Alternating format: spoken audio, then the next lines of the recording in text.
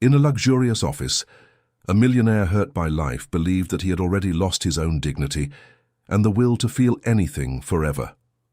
When the cleaning lady's daughter appeared to work in her mother's place, she entered that cold environment without fear, without flattery, and without imagining that her presence would begin to dismantle walls erected by pain. Between heavy silences, cruel prejudices, and social differences that seemed insurmountable, the two grew closer in a way as unexpected as it was dangerous, awakening feelings that no one around was willing to accept. But when love finally emerged between them, it wasn't just the heart of a millionaire man that was at stake. It was also the courage of both to face everything the world would say against this choice. Before diving into this intense emotional story full of twists and turns, subscribe to the channel and activate notifications so you don't miss the next reports. The service elevator of the Veltri Tower opened its doors with a discreet creak, as if it were apologizing for existing.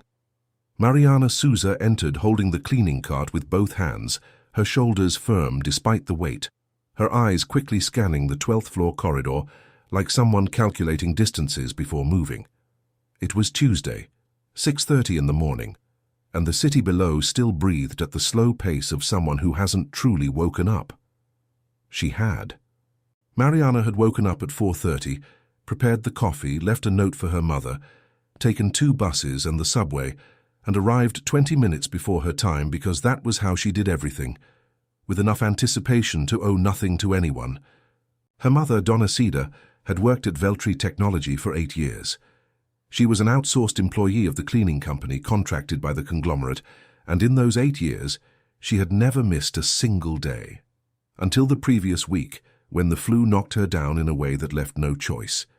The supervisor had called asking for a substitute, and Donna Cida, without hesitating, had recommended her daughter. Mariana was in her 5th semester of administration at the public college in Ipiranga, worked as an office assistant at a small accounting firm in Liberdade, and would now cover for her mother for an indefinite period. She didn't like work without a defined deadline, but she didn't say that to anyone. The 12th floor was different from the others. Mariana knew this from her mother, who rarely spoke about the company, but when she did, always lowered her voice when mentioning that floor. Not out of fear exactly, but out of a kind of involuntary respect that places carry when they house someone who weighed too heavily on their history. Henrique Veltri's main office was there, founder, president, the man who had built one of the largest corporate software companies in Brazil, starting from a boarding house room in Santo André, with a computer assembled by himself and an idea that no one took seriously until the day everyone wanted to buy. Mariana didn't know much about him beyond what her mother told her and what was impossible not to see. The name on the facade, in the business magazines displayed at reception, on the golden plaque attached to the main corridor wall. What her mother told was different. She told of a man who, 2 years ago, had left the company on a stretcher after an accident at a corporate event in Gramado and returned months later in a wheelchair with a changed look and a hardened voice. She told that he had fired 3 assistants in 1 month, that meetings that used to last 4 hours now ended in 40 minutes because he no longer had patience for protocol, that his office, once always open, now remained behind closed doors until the middle of the afternoon. Mariana listened to all of this with the attention of someone processing useful information. She didn't feel pity. Pity was a feeling that got in the way of work. She started with the outer corridor, mopping the floor with wide rhythmic movements. The artificial light on the floor had that white color that flattens everything, turns faces into masks, and makes anyone look exhausted. She didn't mind. She had grown up under streetlight, studied by lamplight when the electricity bill was late, learned to see what she needed to see regardless of the environment's conditions, a skill of someone who never had the luxury of waiting for the situation to improve before acting. The door to Henrique Veltri's office was ajar. Mariana stopped. She looked at the crack, not out of curiosity, but because she needed to evaluate whether to enter or wait. Her mother had said that his office was cleaned before 7, while he hadn't arrived yet, but there was a light on inside. A cold light from a computer monitor, pulsing slightly against the gloom of the rest of the room. She knocked twice with her knuckles, lightly, the way her mother had taught. Not so soft that it wouldn't be heard, not so hard that it sounded like an invasion. No one answered. She waited 10 seconds, counting internally, and pushed the door with her shoulder, keeping the cart outside for now. Henrique Veltri was behind the desk. The wheelchair was positioned sideways to the window, and he was looking at the city below with the expression of someone who isn't really seeing anything. He was a little over 40 years old, with broad shoulders that the chair made more evident, his chin resting lightly on his closed hand. On the desk, there were 3 lit monitors, scattered papers, a cup of coffee that must have been cold for at least an hour, and what seemed to be quarterly reports open on several pages simultaneously, as if someone had tried to read everything at the same time and given up in the middle. Mariana said nothing for a moment. He didn't turn around either. "You can come in," he said without looking at her. The voice was deep, direct, without the tone of someone being kind out of obligation. It was simply the voice of someone stating a fact. "Good morning," she replied, with the same objectivity. "I'll start with the library, if you don't mind. I'll leave the desk and the work area for last." He turned then. He looked at her for 2 seconds, with quick and calculated attention, like someone evaluating a situation before issuing judgment. "You are not Saida." "No, I'm her daughter. She has the flu. I'm Mariana." He looked at her for another second, not with surprise, not with suspicion, with the neutral expression of someone updating information in an internal database and moving on. "The library is on the left side," he pointed with his chin. "Be careful with the boxes in the corner. Some have material that cannot be mixed." Understood. She went to the library. It was a room attached to the main office, separated by a frosted glass sliding door. When she entered, she understood what her mother called chaos: books piled without criteria, open boxes with physical documents, technical magazines thrown over yearbooks, an entire shelf with volumes fallen onto each other like dominoes that no one had bothered to pick up. There was a thin layer of dust over everything, the dust of someone who stopped caring about what is kept inside.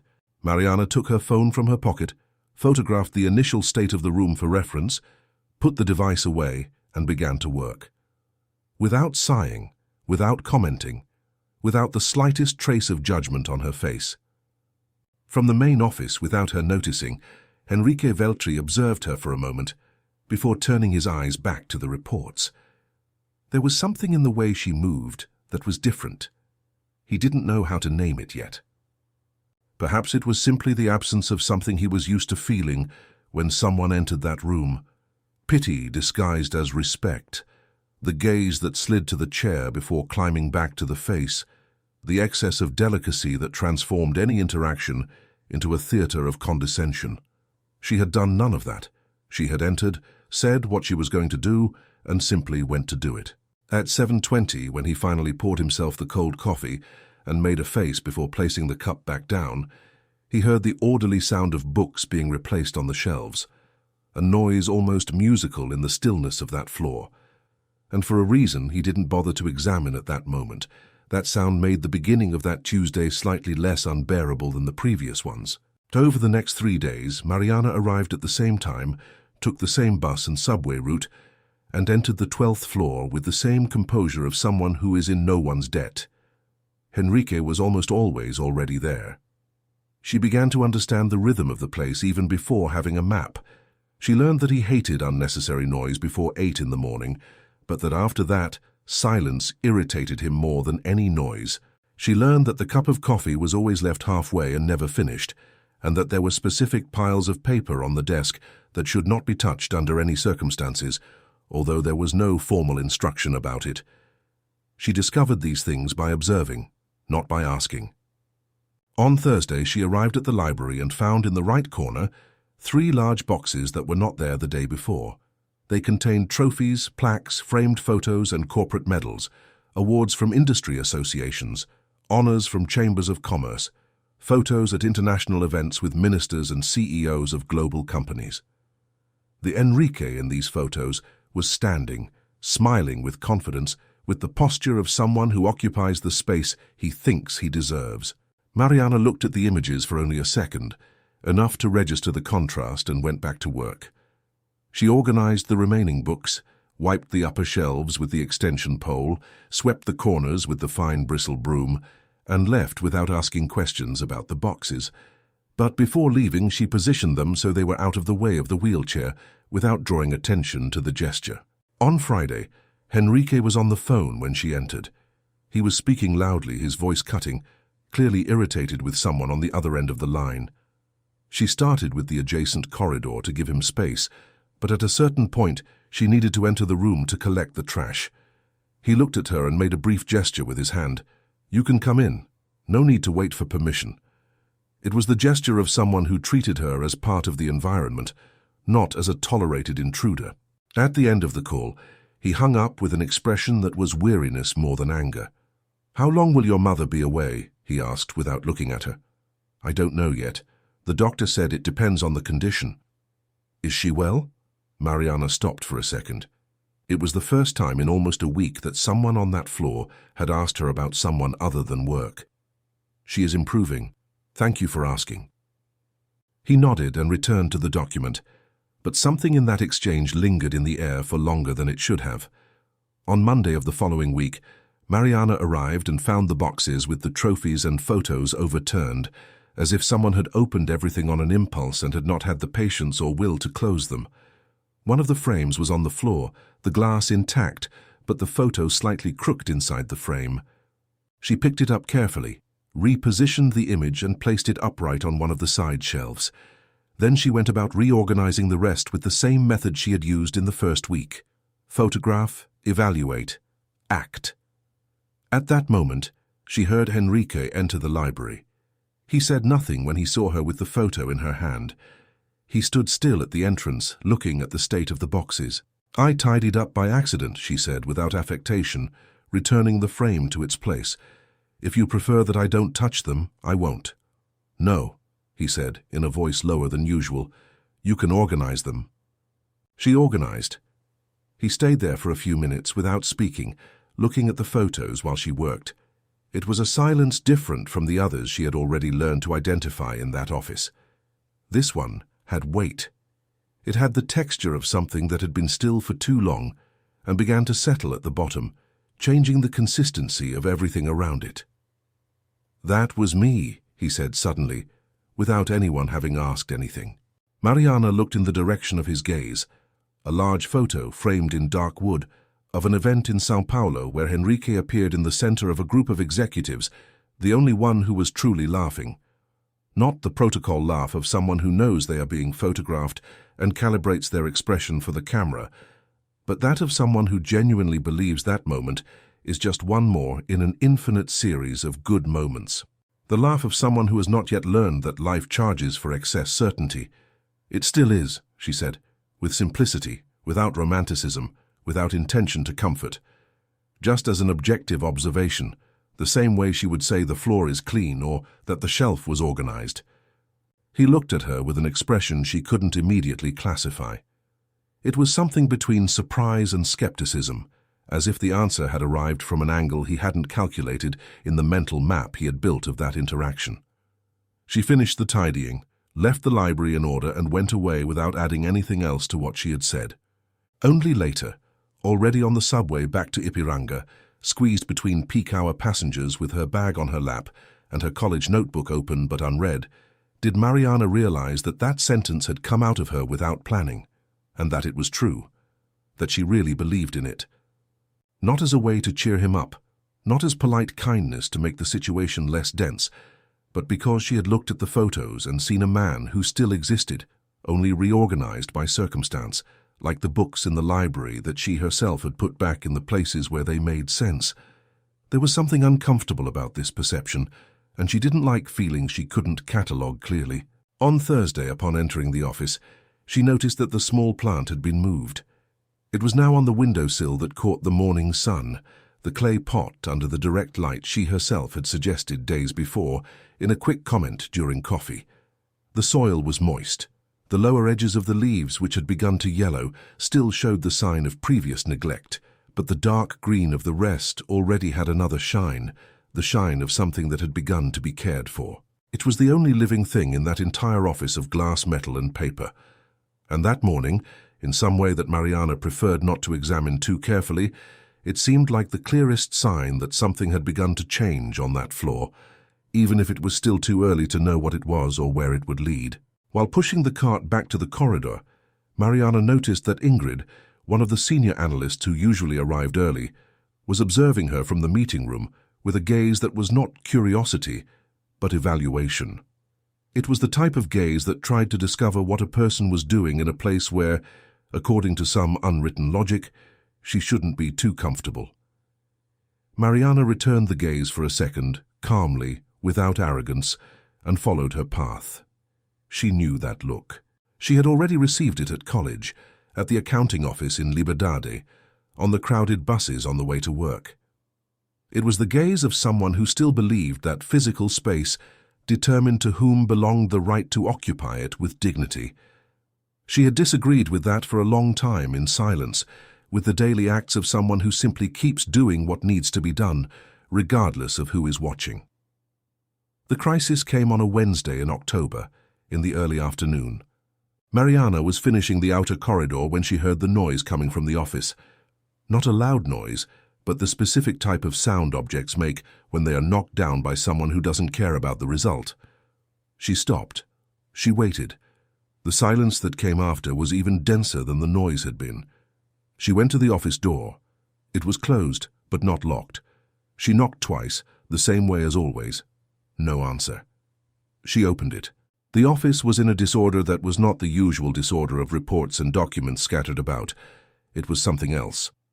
The wheelchair was stopped in the middle of the room, and Henrique was with his back to the door, his head tilted slightly forward, surrounded by fragments.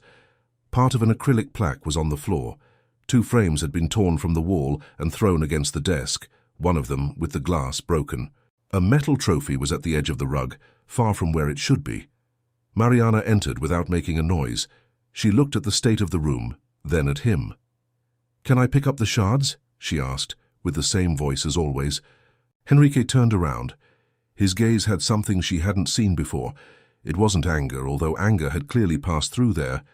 It was what remains after. The weight of someone who has exhausted the energy of being furious and now only has the real weight of the situation back on their shoulders, without the heat of the explosion to mask the coldness of what remains. "You don't have to do that," he said. "I know." She went to the cleaning closet in the corridor, got the broom and the dustpan and returned.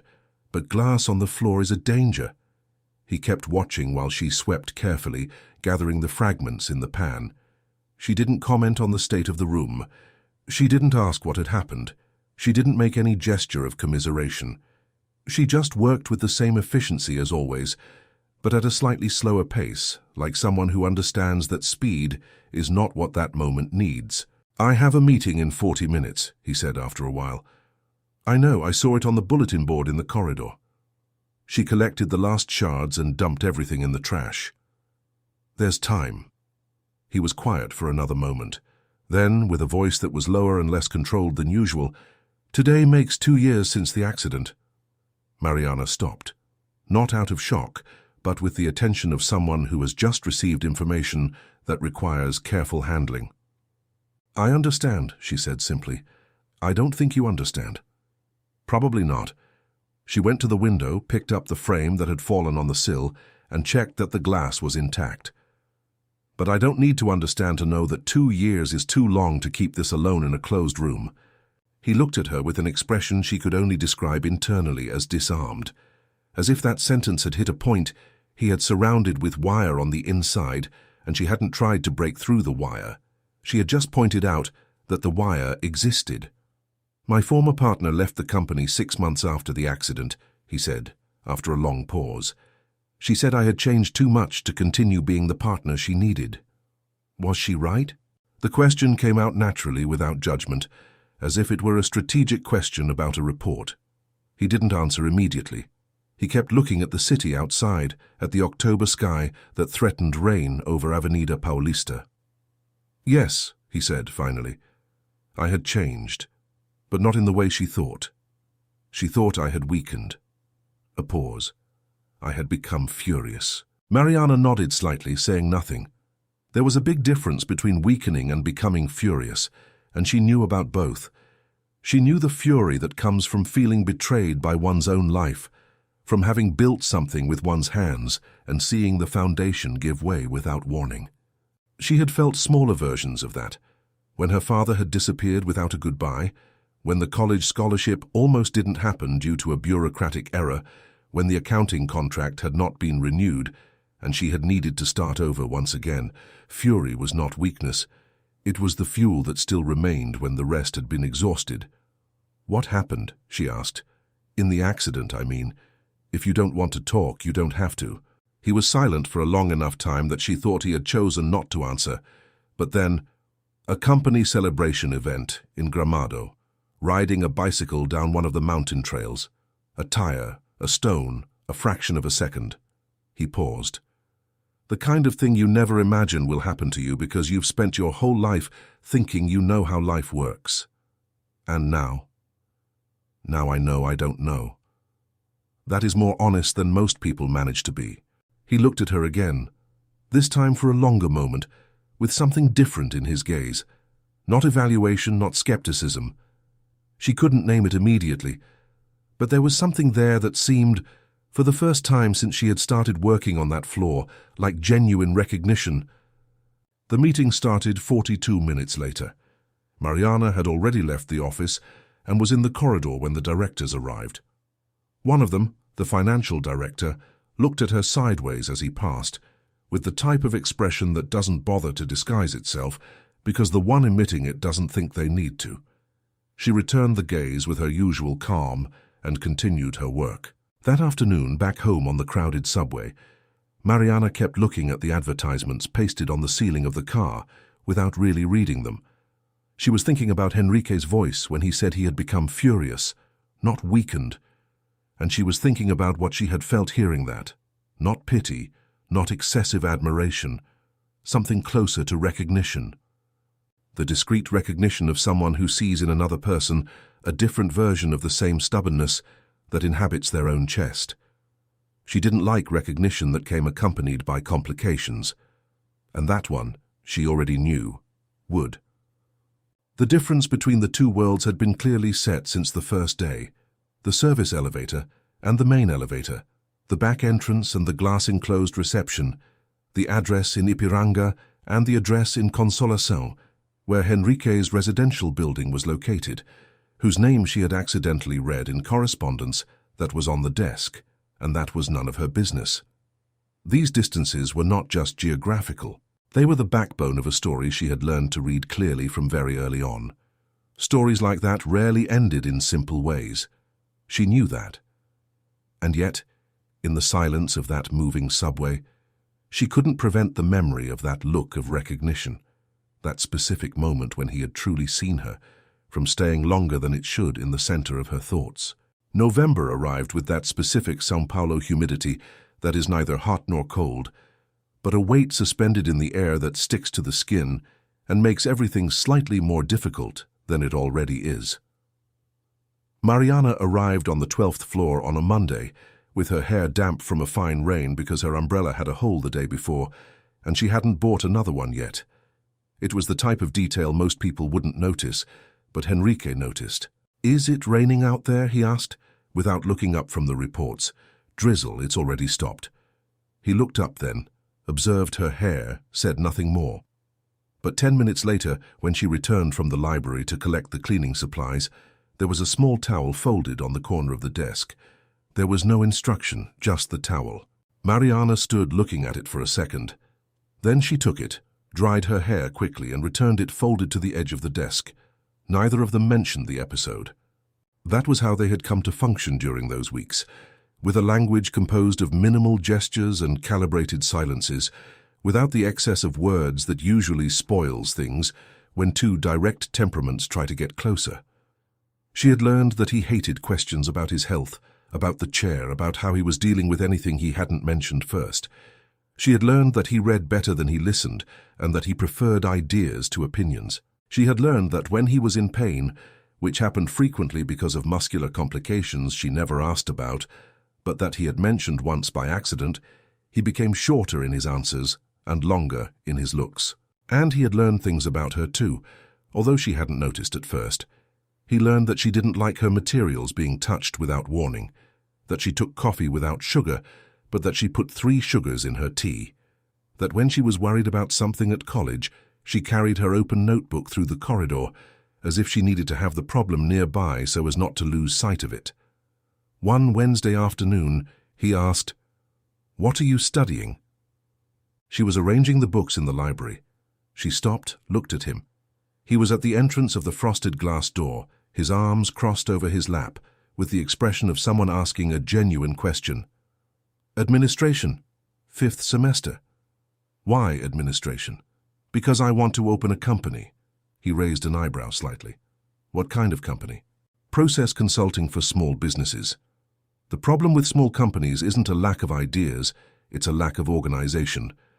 There are many people with real talent who go broke because they don't know how to control cash flow or because they hire wrong in the first growth phase. She went back to arranging the books. But that's after finishing the course and working a few more years to gather capital. Henrique was silent for a moment. There was something in his look that she was beginning to recognize as the way he became when information surprised him, but he didn't want it to be visible. "Have you already mapped the market?" "I have a competitor analysis spreadsheet that I update every month." A pause. "It's the work for the 5th semester, but I started in the 3rd. He nodded slowly, like someone processing information that recalibrates something internally. Then he went back to the desk and said nothing more about the subject. But 2 days later, when she arrived, there was a book on top of the cleaning cart, leaning on the edge. It was a volume on service pricing for small companies, with a yellow page marker in 3 chapters. No note, no explanation. She took the book, checked the marking, put it in her bag. At coffee time, she said only, "Thank you for the book." He said, "You can keep it." And that was enough. It was in that week, too, that Mariana began to perceive that the other people on the floor were noticing. Ingrid, the senior analyst, stopped giving the side eye and started giving the front eye, which is more honest but also more annoying. Rodrigo, the executive assistant who lived with a tablet in his hand, started making comments about schedules with a frequency slightly above normal, as if he wanted to build, through an accumulation of small observations, a narrative about inadequacy. Mariana listened, registered, and did not respond.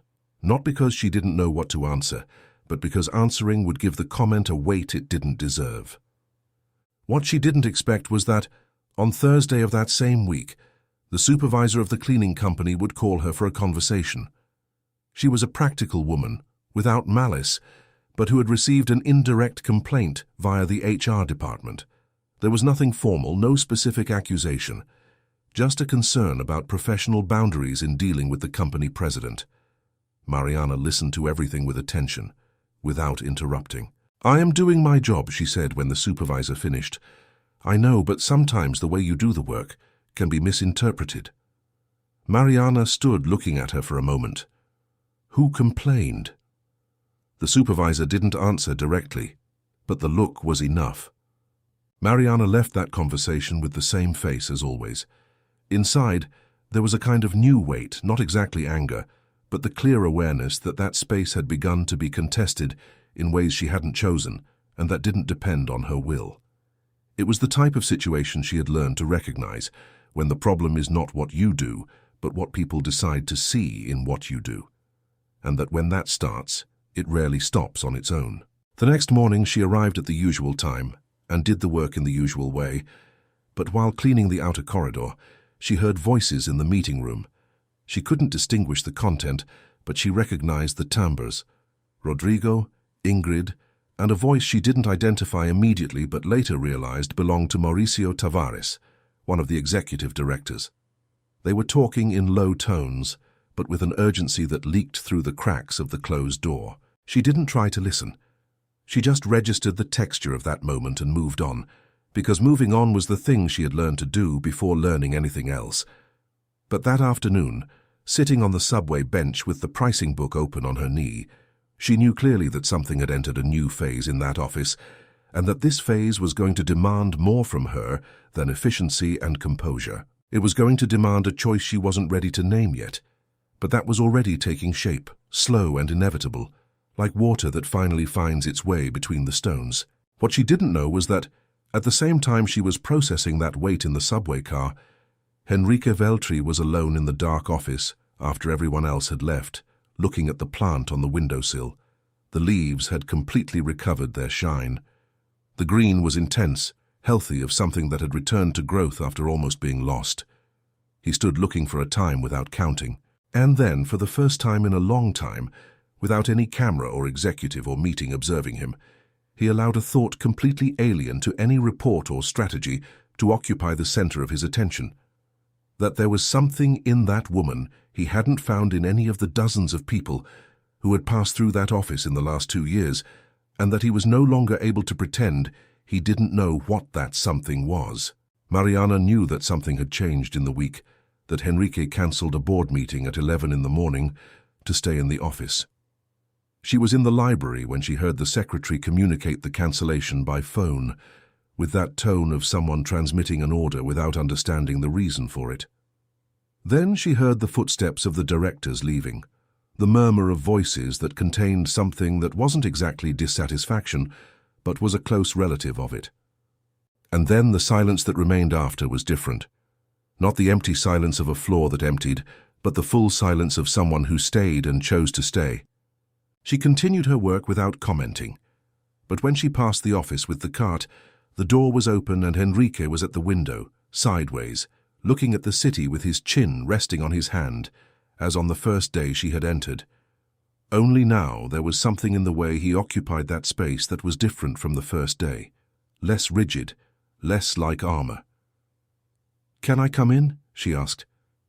"You already have," he said without turning around. She smiled slightly. Not the kind of smile to be seen, just the kind that happens when a detail hits a specific point of familiarity. "The library is ready. Is there anything else you want me to organize today? Stop calling me sir." She stopped. "What? Henrique?" He finally turned around. "We've seen each other every morning for 2 months. Sir is making me older than I already am." She considered for a second. "All right." "All right," he repeated lightly, with something that didn't quite reach a smile but occupied the same space. It was that afternoon that they had their first truly long conversation. Not about work, not about the company, not about the library or the plant or the marked books, about São Paulo, about what it's like to grow up in a city that doesn't stop remaking itself and that doesn't ask permission before demolishing what existed before. He had grown up in Santo André, the son of a mechanic and a primary school teacher. She had grown up in Ipiranga, the daughter of a cleaning lady and a man who left when she was 11 and never came back. These two beginnings were different in many details, but had the same fundamental texture, the texture of someone who learned early on that life does not wait for you to be ready. "Why technology?" she asked at a certain point. "Because in technology, when I started, the capital that mattered was the idea.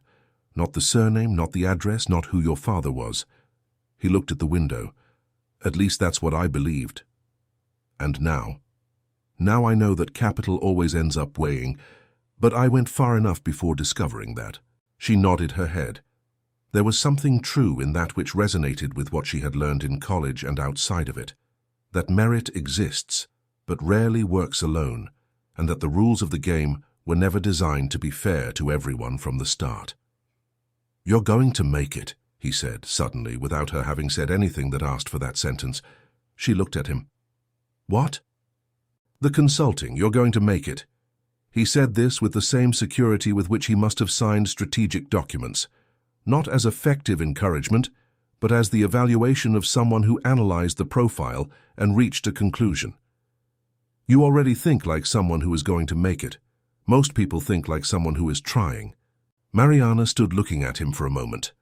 There was something in that sentence that reached a place where she didn't have her guard up, not because it was unexpected for someone to believe in her, but because the way he said it, without condescension, without the kind paternalism of someone who wants to make the other feel good, was the way of someone who simply saw what was in front of them.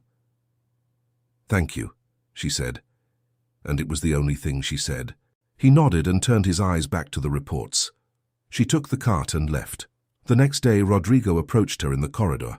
It was the first time he had addressed her directly, outside the context of looks and indirect comments. He said that the HR department had requested that the service providers on the floor comply with a new circulation protocol, more restricted hours, access to the main office only between 6 and 8 in the morning, nothing beyond that. "Was this communicated by the supervisor?" asked Mariana. "It will be communicated," he said with that precision of someone delivering a message before the official messenger arrives. She stood looking at him for a second. "Understood." When she arrived home that night, her mother was in the kitchen with soup on the stove, already recovered, but still in the rest period the doctor had recommended. Mariana told little. She never told much. But Donna Kida, who had spent 8 years on that floor and knew the air currents of that place better than most, heard what was not said. "Are they trying to get you out of there?" she asked, stirring the soup. "I don't know yet." "But you noticed that something changed?" "Yes." Her mother was silent for a moment. Then she said with the voice of someone who is not advising, just observing, "Is this man good or bad?" Mariana stood looking at the small kitchen window, which looked out onto the neighbor's wall with a pot of fern that never had enough care but never stopped growing. "He's a man who is trying to rebuild himself," she said finally, "and who doesn't yet know that he's already started." Donna Cida did not answer. She just served the 2 bowls of soup and put bread on the table, and the silence that remained between the two had the specific quality of silence between people who know each other too well to need words where a look already says everything. The next morning, upon arriving on the 12th floor, Mariana found an envelope on the cleaning cart, addressed with her name written by hand. It was a simple envelope of brown paper without identification of the sender. Inside was a 3-line note, written with the dense and economical handwriting of someone who doesn't write by hand often, but who, when they do, chooses each word. "The protocol they told you about was not approved by me. You continue with full access. If anyone says otherwise, come to me directly. H." Mariana read the note twice. She folded it carefully, put it in her lab coat pocket, and went to work. Inside, there was something she would classify later, on the subway, as the feeling of being in a moment that divides between what was before and what will be after, without knowing exactly to which side the weight will tilt, but knowing clearly that the tilt had already begun. At 11 in the morning, when she passed the office with the cart for the last time before ending the shift, the door was open. Enrique was on the phone, but when he saw her, he raised his hand briefly, the usual gesture that said, "You can come in." She entered, collected the trash, put it back in place. "On the way out," he said, still with the phone to his ear, in a low voice, covering the device with his hand for a second. "Tomorrow, there's a board meeting at 8. It will be noisy. Sorry in advance," she said, equally in a low voice before leaving. "I can handle noise." He nodded slightly, with the corner of a smile she only noticed after she was already in the corridor, and which stayed with her for the rest of the day, like one of those small things memory decides to keep without asking permission. The board meeting lasted 3.5 hours and left the 12th floor with the dense atmosphere of someone who has just crossed a storm that didn't visibly destroy anything but left everything slightly out of place. Mariana knew this before entering. She had learned to read the floor by the way people moved on it. Rodrigo's hurried steps, Ingrid's excessively composed smile, the heavy silence that came from inside Henrique's office like smoke under a closed door. She entered at the usual time, greeted whoever crossed the corridor with her, and went straight to the library. At 9:40, Henrique opened the library door. She was reorganizing the last volumes of a section of yearbooks that had been left out of chronological order. "Can I ask you for an opinion?" She stopped and turned around. It was the first time he had made that kind of question. He always spoke, sometimes shared information, but asking for an opinion was different. Asking for an opinion was recognizing that the other person's answer matters. "You can," she said. He entered the library and stayed at the entrance, his arms in his lap, the usual posture but with something slightly more open in the configuration of his shoulders. "The board wants me to name a co-president, someone who, in their language, can represent the company in situations that require physical presence at high-level events and travel." He paused. "What they are saying, without saying it directly, is that my condition limits the image of the company." Mariana heard everything without interrupting. When he finished, she was silent for a moment. "Do you think it limits it?" "Henrique," he corrected automatically. "Henrique, do you think it limits it? The company? No. The narrative that certain people build about the company? Perhaps. And in practice, narrative weighs as much as reality. Then the real question is, are you going to let their narrative replace the one you built?" He looked at her for a longer moment. "You are telling me I shouldn't accept. I'm saying that if you accept out of fear of their judgment, you will continue to be managed by that fear forever. If you accept because it really makes strategic sense, fine." She took the cloth and began to clean the upper shelves, but those are completely different motivations.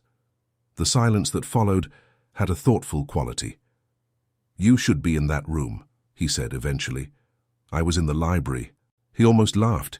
It was the closest sound to a genuine laugh she had heard from him in all those months. But the week that followed was not mild. The conversations in the corridors changed tone.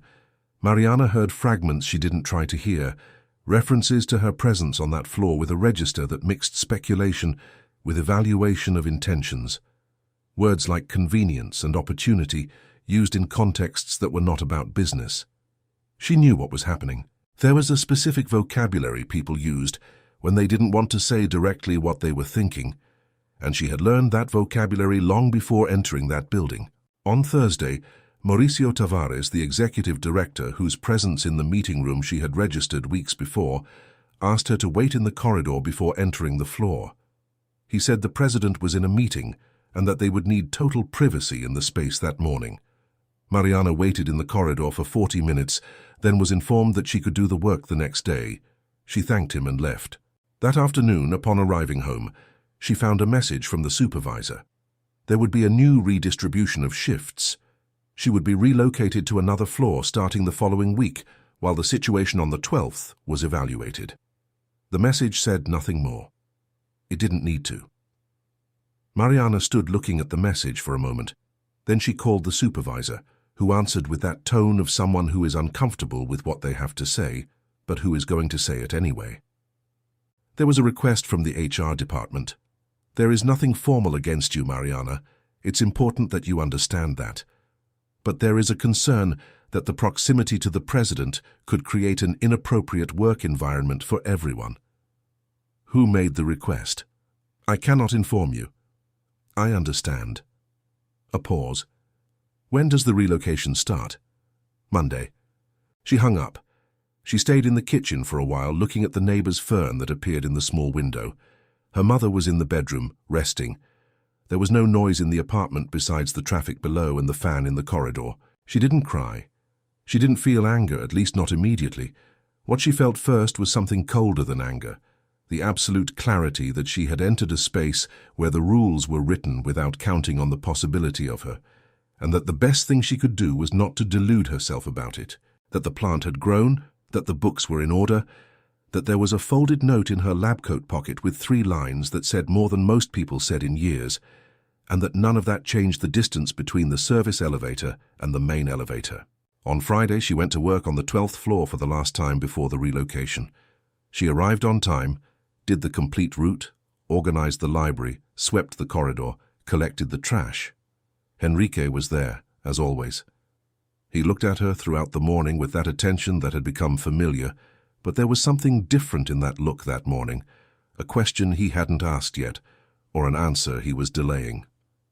Before she left, he said, "I heard about the relocation." She stopped, still with her back to him, her hand on the cart. "It's all right," she said. "It is not all right."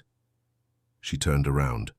He had the expression she had learned to recognize as the maximum openness he allowed himself, the direct look, the shoulders slightly lower than usual, the voice without the coating of executive authority. "Mariana." "Henrique," she said, and there was something in the way she said the name with firmness and kindness at the same time that was almost an answer before he finished the sentence. "There are things I cannot be here, and I already know what they are." She made a brief pause, "Take care of the plant," and then she left. In the corridor, waiting for the service elevator, She felt the weight of what she had left incomplete in that room. It wasn't regret, not exactly. It was the specific weight of a sentence that stays in the throat because the situation didn't allow saying it without creating a complication greater than silence. She knew what was in his look when he began to say her name. She knew because she had felt the same in the last few days, in a place she had tried to classify as professional admiration, mutual respect, gratitude for the companionship, and that refused to be classified as any of those things. It was something else. And that other thing in that place, in those circumstances, among those people who had already decided what she was before she opened her mouth, could not be said without cost. The elevator arrived. She entered. When the doors closed, she took the note from her lab coat pocket, the one he had left on the cart weeks ago, and read it one last time. 3 lines, dense handwriting, the initial at the end. Then she folded it back into the same crease as always and put it away, not because she needed to keep it, but because she had learned long before that day that some things deserve to be kept even when there is no practical reason for it, just the simple reason that they mattered. On Monday, she went to work on another floor. And the 12th floor, without anyone there knowing, became a little more silent than before. The plant began to wither in the 2nd week. Enrique didn't notice immediately. He was absorbed by the sequence of decisions that the board meeting had left pending, by the annual report that needed revision, and by the adjustments in the strategic planning for the next quarter. But on a Tuesday afternoon, looking at the window during a break between phone calls, he saw that the edges of the leaves had turned yellow again. The soil was dry. He had forgotten to water it. He stood looking at the plant for a longer time than was reasonable. Then he asked Rodrigo to bring water from the pantry and watered the pot himself for the first time, with the clumsy care of someone who had never done it before. But while watering, he realized the problem wasn't just the water, it was the position. Someone had moved the pot, probably during routine cleaning, and now it was on the wrong side of the window, out of the morning sunbeam. He repositioned it himself, and he stayed there for a moment, with the plant on the correct sill, his hand still on the clay of the pot, thinking about something he had tried not to think about with much attention in the last weeks. That the floor was functioning, meetings happened, reports came out on time, the company followed on, but there was a kind of background noise that had disappeared without anyone noticing it when it was there, and whose absence now was more audible than its presence had ever been. He called Rodrigo. "I want the history of cleaning staff relocation requests that passed through HR in the last month." Rodrigo blinked. "That is unusual as a request." "I know." The history arrived at the end of the day. Enrique read it with attention. The process had started with an informal complaint, unsigned, forwarded by one of the directors to HR, who had formally communicated with the supervisor of the third-party company. Everything within the rules, everything within the procedures, and everything entirely motivated by a judgment that no one had bothered to verify before acting. He stood looking at the document for a long time. Then he called the supervisor of the cleaning company. The conversation was brief. He asked where Mariana Souza was currently being allocated. The supervisor, slightly disconcerted, informed him that she was on the 9th floor in the operations sector. He thanked her and hung up. That afternoon, leaving the building for the first time in weeks before 7 in the evening, he went down to the 9th floor. She was finishing the corridor there, with the cart, her back to him when he arrived. Upon hearing the wheelchair in the corridor, she turned, and for a second the surprise was visible before her face returned to its usual composure. "You shouldn't be here," she said. "Probably not." He stopped the chair at a distance that was respectful but not distant. "I want to apologize to you." "For what?" "For letting the pressure of other people determine what happens in my own office."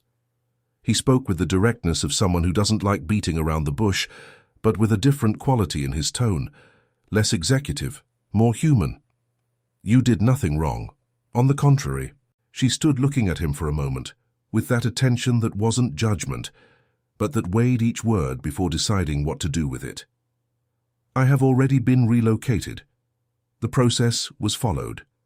I can reverse the process." "Enrique," she said, with a firm voice but without hardness. "The problem wasn't the process. The problem was what motivated the process, and that, you reversing an HR document, doesn't solve it. He was silent. She was right, and he knew it. What solves it? He asked.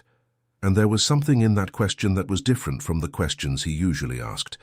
It wasn't the question of someone who already knows the answer and wants confirmation. It was genuine. She hesitated. I don't know yet. A pause. And I don't think I should be the one to answer that. They were silent for a moment. Around them, the operations floor had the background noise of servers and ventilation, completely different from the calibrated silence of the 12th. Can I ask you a question outside of work? He said. She considered. You can. What do you do when you are not here? The question was simple to the point of sounding almost purposeless, but it wasn't. He genuinely didn't know. In all those months, he had learned what she thought, how she worked, where she came from, where she wanted to go. But he didn't know how she spent the hours that were not work, and he realized suddenly that he wanted to know. I study, she said. Sometimes I go to the street market with my mother. Sometimes I sit reading on a park bench near my house. Which park? She looked at him with an expression he couldn't completely classify. Then she said the name of the park, and he nodded, as if that information were useful, which in that context it wasn't, except that it was, in a way, no report could explain. Henrique, she said finally with a soft but direct voice. What is happening here? I don't know exactly, he said, with an honesty he rarely allowed himself out loud. But I know that when you left the 12th floor, the floor became smaller, and that I spent 2 weeks trying to convince myself that this was just the effect of habit, and that it wasn't working. She stood looking at him for a long moment. There was something in the depths of her look that he hadn't been able to read before, and that now was slightly more visible. Not pity, not condescension, not the careful affection of someone who treats someone as fragile. It was something closer to recognition, the kind that happens when two people realize at the same time that they are on the same edge. But then she took a step back, slightly, and said, I need to finish the corridor. And he said, I know, and neither of them said anything more. But when he turned to leave in the 9th floor corridor with the server noise in the background, there was something different in the way he pushed the chair back to the elevator, less heavy, as if a part of the weight he had carried in those weeks had stayed in that corridor, placed on the floor between the two, without either of them needing to name it to know it was there. The following weekend, on a Saturday afternoon in December, with that dry heat that São Paulo puts in December, as if apologizing for the rest of the year, Mariana was in the park she had mentioned, on a wooden bench painted green that had peeled at the edges, with a book open on her knee but not necessarily read. She had arrived there without thinking much, by the force of Saturday habit, and had stayed longer than usual because there was something in that sun and that bench that made the act of thinking more tolerable than inside the apartment. It was then that she heard the characteristic sound of wheelchair wheels over the irregular pavement of the park. She raised her eyes before wanting to, by reflex, and then she stood still, with the book still open, looking at Henrique Veltri, who was stopped about 10 meters away, with the expression of someone who hadn't planned exactly what to do after arriving. She said nothing. He said nothing.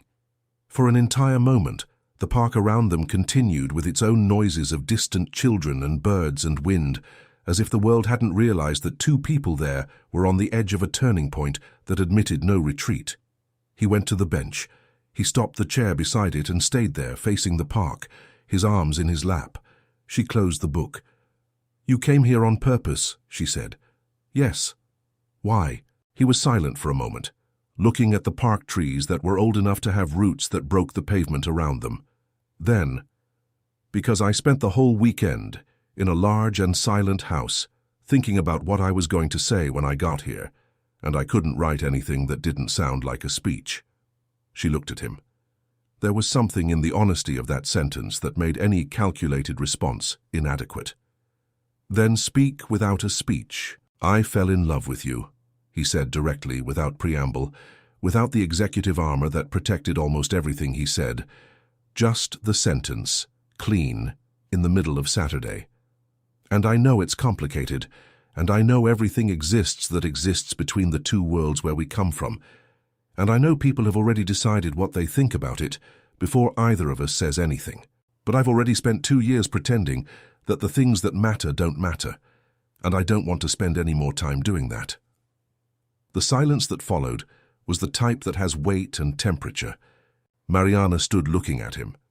There was a place inside her that had recognized that feeling a long time ago, and that had been systematically organized back to a higher shelf where it wasn't reached so easily. Now she was sitting on a park bench with the book closed in her lap, and the man who had said that sentence looking at her with the only look he had, without filters. "I know what I feel," she said finally, with a firm voice. "And it's similar to what you just said." He became very quiet. "But," she continued, "I need you to understand what it means for me to enter this situation. It is not the same risk for both. For you, it is a personal choice. For me, it is a choice that will be evaluated, judged, and used to define me in ways that do not define you. And I need to know if you understand this truly, not as a concept, but as practice." "I understand," he said. "Not yet," she said, without cruelty, but with clarity. "You understand now here because you want me to say yes. But when the board pressures again, when Rodrigo or Mauricio Tavares does something that puts you between what you feel and what is convenient, will you understand in the same way?" He stood looking at her for a long time, and there was something important in that silence. He didn't answer immediately. He didn't say, of course, yes, in the hurried way of someone who wants to end the resistance. He stayed there with the real question, letting it have weight. "I don't know," he said finally, "and I think it would be dishonest to promise that I know." She looked at him. That answer reached a place that no easy promise would have reached. "It is the right answer," she said in a low voice, "but it is not the answer that resolves it." "No." A pause. "Yet." They stayed in silence in the park for a long time. The December sun moved slightly in the sky, and the shadows of the old trees lengthened on the pavement, broken by the roots. At a certain point she opened the book again, not because she was going to read, but because some conversations need a pause to settle, and the book was the most neutral object available. "There is something I need to tell you," he said after a while. She waited. "The relocation process was initiated by Mauricio Tavares. I confirmed that this week." A pause. "He is leaving the company next month, for reasons that have nothing to do with you, but that became visible in the same period. He had made parallel agreements with 2 suppliers that I had not approved. When I began to review the contracts, the situation became clear." Mariana was quiet. "I'm telling you this not to justify what happened," he continued, "but because you deserve to know that what was done to you had nothing reasonable behind it. It was a maneuver by someone who needed a distraction." "I already knew it wasn't personal," she said. "But it was personal," he said with a firmness that surprised them both, "because it was you, and that should have made me act sooner. And not acting sooner is the thing that weighs most on me." She looked at him for a moment. There was something in that afternoon on that bench in that park with the old trees and the broken pavement and the December sun and the closed book in her lap that seemed like the type of moment that exists outside of normal time, the type that memory will keep with more sharpness than is fair. "Henrique," she said with her usual voice, direct and without affectation, "if one day this becomes something real between us, I need it to be on the right conditions, not hidden, not tolerated, not as a constrained exception, real." "Yes," he said, without hesitating this time, "and I need to continue being who I am. My plans, my college, my consulting when the time comes. Yes. And my mother continues being my mother, and I don't become an extension of your life. I am a person with my own." "I know," he said. "That is exactly why I am here." The silence that followed was different from all previous silences. It was the silence of after.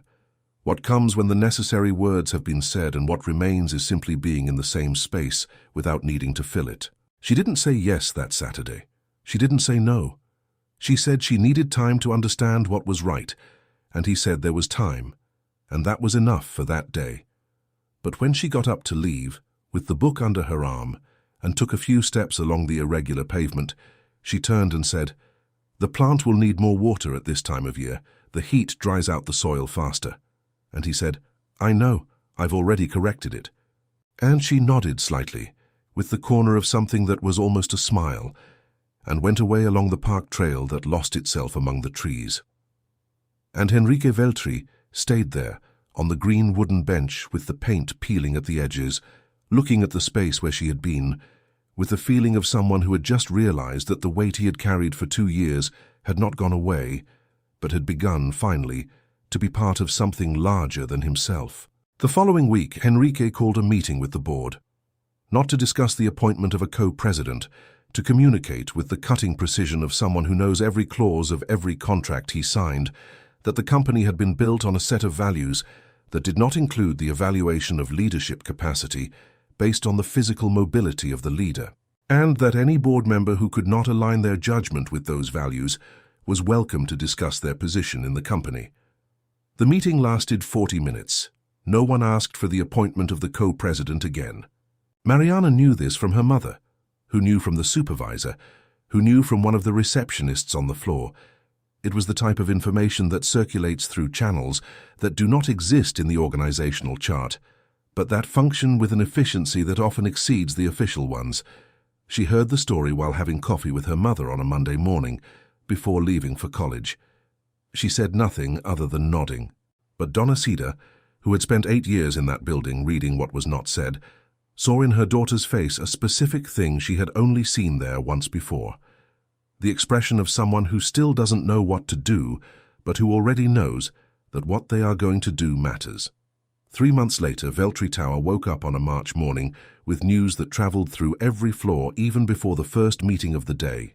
Henrique Veltri had sent an internal announcement the night before at 11 o'clock through the company's official system. It was short, direct, and without the softened language that corporate announcements usually used to hide what was being said. It informed that starting that week, the company would open a direct hiring program for young talents from public universities in the areas of administration, technology, and processes. It also informed that the program would be coordinated by a new associate consultant, hired based on an evaluation of skills and professional consistency demonstrated over months of coexistence in the company environment. The consultant's name was Mariana Souza. The entire floor read that in different ways. Ingrid reread it twice with an expression that was gradually replacing surprise with the evaluation that eventually reached the conclusion that she had judged poorly and that it was too late for it to make a difference to change position. Rodrigo didn't comment to anyone and spent the day with his tablet closer to his face than usual. The supervisor of the cleaning company called Mariana early to ask if she needed anything, with a kindness that was genuine and a little late. Mariana thanked her and said she was fine. She arrived on the 12th floor that morning by the main elevator. It was the first time. There was a difference in the viewing angle, in the quality of the light, in the way the corridor presented itself when seen from that point of arrival. She registered all this with the same attention she had learned to use in the first days, but with a different presence. Not the presence of someone evaluating the space to understand how to move in it without being noticed, but that of someone who entered with the right to be there and doesn't need to justify it to anyone. Henrique was in the office when she arrived. The door was open, as it had been on the first day, but this time he turned around immediately when he heard the steps in the corridor, as if he knew before looking. "Good morning," she said. "Good morning," he said. There was something slightly different in his voice, something that wasn't there in the previous months. Not relief, not triumph. Something more like firmness, the tone of someone who is finally doing what they should have done, and that this certainty by itself changes the weight of everything. The plant was on the correct sill, green, healthy, with the shine of something that had been cared for in the right way for long enough. They worked that morning with the naturalness of those who had already learned each other's rhythm a long time ago. She reviewed the first materials for the hiring program, made notes, raised 3 questions he hadn't considered, and he answered 2 with data, and said the third was the most important of all, which made her smile with the type of smile that doesn't try to hide anything. At noon, when the floor began to empty for lunch, they left together. Not dramatically, not as a declaration. They just left together, through the main door, through the main elevator, and went to lunch at a restaurant 2 blocks away, simple enough to be ignored by those passing by and good enough to justify the habit. At that lunch, she told him she had talked to a college professor about the initial structure of the consulting firm, that she had mapped the first 5 potential clients, that there was a craft cooperative in Ipiranga that had asked for help with pricing, and that she had already scheduled a meeting for the following week. He listened to everything with attention and didn't try to solve any problem she hadn't asked him to solve. He just listened, asked 2 questions, and said at the end, "You're going to be good at this. I'm already good at this," she said. And he smiled, a whole smile, the type that isn't built to be seen, just the type that happens when something reaches the right place. On the park bench in Ipiranga, on a Saturday afternoon in April, Mariana sat with the book open in her lap and the temperature of the São Paulo autumn sun that no longer had the violence of December, but still warmed with consistency. Henrique arrived along the irregular pavement with the skill of someone who had learned to navigate it over months of visits that had become a habit. He stopped beside the bench. She didn't raise her eyes immediately, only when she finished the paragraph she was reading. "You're late," she said. "Traffic on the radial." He positioned the chair. "Is there any decent bench around here?" She pointed to one that was under one of the old trees, in the part of the park with more shade. He went there. She closed the book and went with him, and they stayed there for an entire afternoon, in the park, with the pavement broken by the roots, and the old trees that didn't ask permission to grow, talking about nothing important and everything essential, with the ease of those who learned that the distance between 2 worlds is not erased, but can be crossed. When the 2 people on this side and that side decide that what exists in the middle is worth the journey. It was on that Saturday that she said in passing, without making an event of it, "My mother wants to meet you." He was quiet for a second. Then he said, "When?" "Whenever you want." "Next weekend." "Next weekend." And that was enough. The story of Mariana Souza and Henrique Veltri was not a story of salvation. She didn't save him, and he didn't take her from where she was as if the place where she was were insufficient. It was a story of 2 people who found each other at a moment when both needed something that neither was looking for, and who had the necessary courage, each in their own way, not to pretend that that encounter had not happened. The plant in Henrique's office is green to this day. And the park bench in Ipiranga got a new backrest, installed by the City Hall in one of the space's renovations, which made Saturday afternoons slightly more comfortable for those who stay long enough to see the sun change position in the old trees. Dear listeners, if this story touched a place that you recognized as your own, if you have ever felt the weight of being truly seen after a long time being only tolerated, then you know that this is not just a love story. It is a story about the courage to occupy the space you deserve without apologizing for it. If it reached you, leave in the comments what was the moment that stayed with you the most. This helps us know what truly matters. If you are not yet part of our family of listeners, subscribe now and activate the bell so you don't miss the next chapters of life that we bring every week. And if someone around you deserves to hear this story, share it. Sometimes, the simplest thing we can do for someone is to put the right words into their hands. Until the next story. End of the story. And on that Saturday in April, while the old trees of the park cast shade over the 2, there was something that neither of them needed to say, because it was already said in every choice each had made in the months that led up to then. That true love does not eliminate the differences between people, does not erase the miles of bus and subway, does not undo the flaws separated by different elevators, does not rewrite the stories each carried from before they met. True love simply decides that all of this is part of the story, not an obstacle to it, and that it is worth continuing to write, even when the pen is heavy, even when the next chapter is not clear, even when fear speaks louder than it should. It is worth it, because what exists on the other side of fear is rarely the disaster it promises. Sometimes it is just a sunny afternoon on a park bench with someone beside you who learned to recognize the value of what exists between the words.